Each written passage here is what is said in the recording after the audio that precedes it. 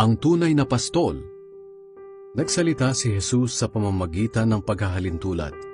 Sinabi niya, "Sinasabi ko sa inyo ang totoo.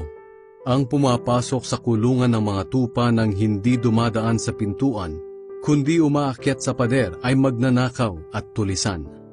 Ngunit ang dumadaan sa pintuan ay ang pastol ng mga tupa. Pinapapasok siya ng tagapagbantay sa pintuan at kilala ng mga tupa ang boses niya. Tinatawag niya ang mga tupa sa kani-kanilang pangalan at inilalabas sa kulungan. Kapag nailabas na niya ang mga tupa, nauuna siya sa kanila at sumusunod naman ang mga tupa dahil kilala nila ang boses niya. Ngunit hindi nila susundin ang iba. Sa halip ay agad pa nga nila itong lalayuan dahil hindi nila kilala ang boses nito." Sinabi ni Jesus sa mga tao ang paghahalintulad na ito, pero hindi nila naintindihan ang ibig niyang sabihin. Kaya muling sinabi ni Jesus, "Sinasabi ko sa inyo ang totoo. Ako ang pintuan na dinadaanan ng mga tupa. May mga tagapagturo na nauna sa akin, na ang katulad ay mga magnanakaw at mga tulisan. Ngunit hindi sila pinakinggan ng aking mga tupa. Ako ang pintuan. Ang sinumang pumasok sa pamamagitan ko ay maliligtas. Magiging katulad siya ng tupa na malayang nakakapasok at nakakalabas ng kulungan, at makakatagpo siya ng pastulan. Dumarating ang magnanakaw para lang magnakaw, pumatay at mangwasak. Ngunit dumating ako upang magkaroon ng mga tao ng buhay na ganap.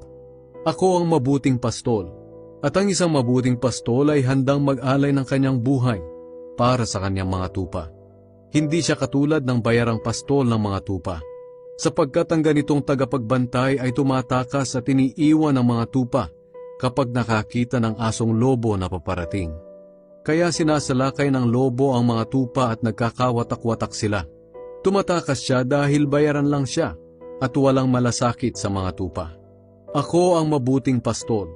Kung paano ako nakikilala ng aking ama at kung paano ko siya nakikilala, ganyan din ang pagkakakilala ko sa aking mga tupa at ang pagkakakilala nila sa akin.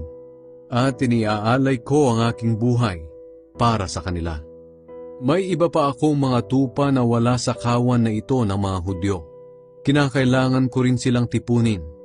Pakikinggan din nila ang mga salita ko. At ang lahat ng nakikinig sa akin ay magiging isang kawan na lang na may iisang pastol. Mahal ako ng Ama dahil iniaalay ko ang aking buhay para sa kanila. At pagkatapos ay muli akong mabubuhay. Walang makakakuha ng aking buhay, kundi kusa ko itong ibinibigay. May kapangyarihan akong ibigay ito, at may kapangyarihan din akong bawiin ito. Sinabi ito ng aking Ama sa akin.